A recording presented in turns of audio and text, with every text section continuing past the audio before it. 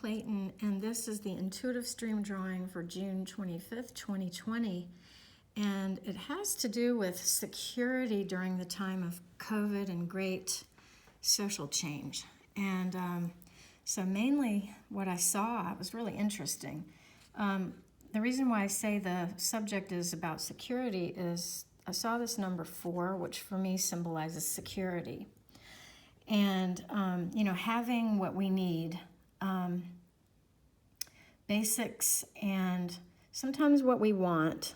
We feel secure when we have the basics: shelter, food, water, a job that we don't hate, living situation that feels optimal. And this drawing, the stream drawing, and remember, stream drawings are done with eyes closed using non-dominant hand. It's a creative meditation method that I developed, and I don't know what it's going to look like until I open my eyes and gaze. And so when I saw this 4 and then immediately saw something really interesting, it was like a person rubbing the golden Buddha, so the belly of the golden Buddha. And that's it's Chinese folklore, I guess. Rubbing Buddha's belly is like for good luck and prosperity. So in the past, and you can see this central image is like two people looking at each other. Well, I'll explain in a minute. But this person here is sort of still facing the past. I mean, she's facing this now moment, but her body still rubs Buddha's belly here. Her arm is extended. And this past scene of facing Buddha's belly is happening, as if to say, in the recent past, we thought of prosperity in a certain way. We would maybe go up to Buddha's belly and rub it and say, oh, I wish for prosperity. And we wanted good luck, and we wanted to make things go our way and to have abundance and to have contentment and happiness through the ways that we knew how to get it, which was to wish for abundance and to, go for the job that we thought would give us the things that, would work out, and to be upwardly mobile and all that stuff. But now we're in COVID and we're in a time of really important social change. And so now how do we figure out how to have prosperity? Now we're in a different construct. And what I saw in this now moment was really intriguing to me. I saw all these third eyes, all these eyes. I colored most of them in just so you could see them. That one I didn't. Since the eyes are here surrounding this now moment, not the past with the way we used to figure out prosperity, but now it's like all about spiritual vision. The third eye is a different way to perceive. It's our spiritual seeing. It's the seeing that we have that is other. It's not with our physical eyes. It's the eyes that we have that is unconscious, that is intuitive, the knowing that is quiet, that you may have in your dreams, that reveals what is unconscious. It's a spiritual seeing that I think that these days are presenting to us to develop more and more and more. Before it was same old. The patterns that we had kept us going. We could be spiritual if we wanted to. We didn't really have to. Now I think we're kind of brought to our knees because we can't plan as usual. We can't do things the way we used to. The patterns aren't there. We don't really know how to go forward in the way that we used to. So it does ask us to develop another way of doing things, a deeper way of knowing and a deeper way of understanding what our purpose is and who we are. So security now isn't about the material or even the physical exactly. It's about something more ethereal. It's a spiritual, emotional, kind of more creative way of understanding how to go about things. It's more about this moment now and being present, like Eckhart Tolle likes to teach us.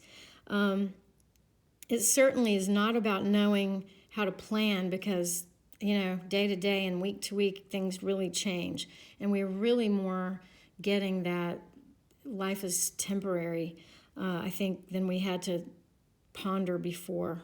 And then in this image that I perceive as sort of a future next step, just because it's a left-right progression, and we're oriented that way somewhat.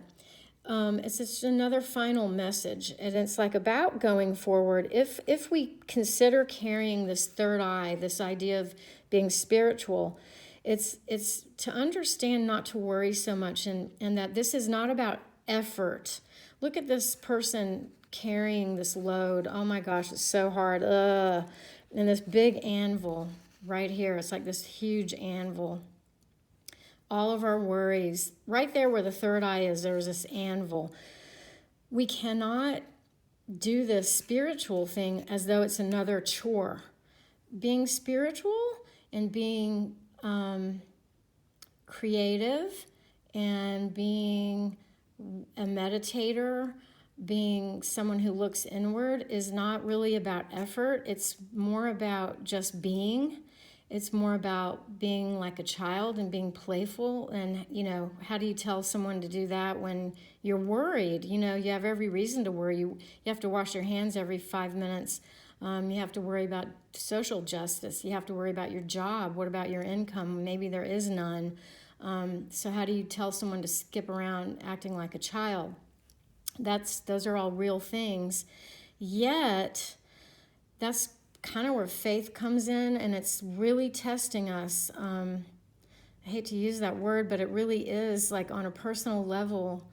When I'm the most worried, I have to see if I can not carry this anvil here, and even for 5 minutes, try being in a moment of just being and feeling a sense of love and peace in spite of all the worries, because really moving forward is about something different. It's an energy of lightness. It's not carrying all the weight.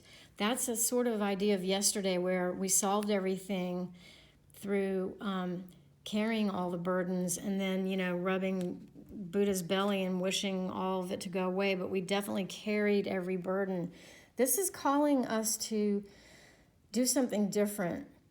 And when you live spiritually, it really does sort of require trying at least not to live by carrying all the burdens ourselves. It's trusting that the source of life is within us and that we do our part, but we also understand that we don't have control over everything.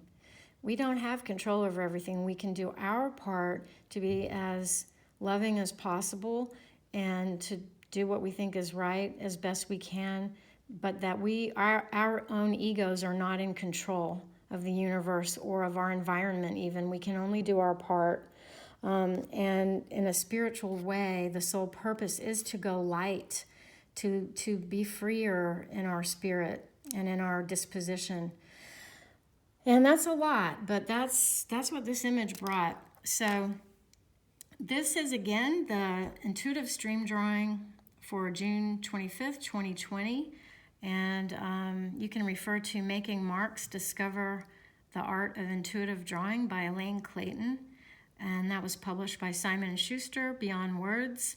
And you can go to elaineclayton.com for more information. Thank you.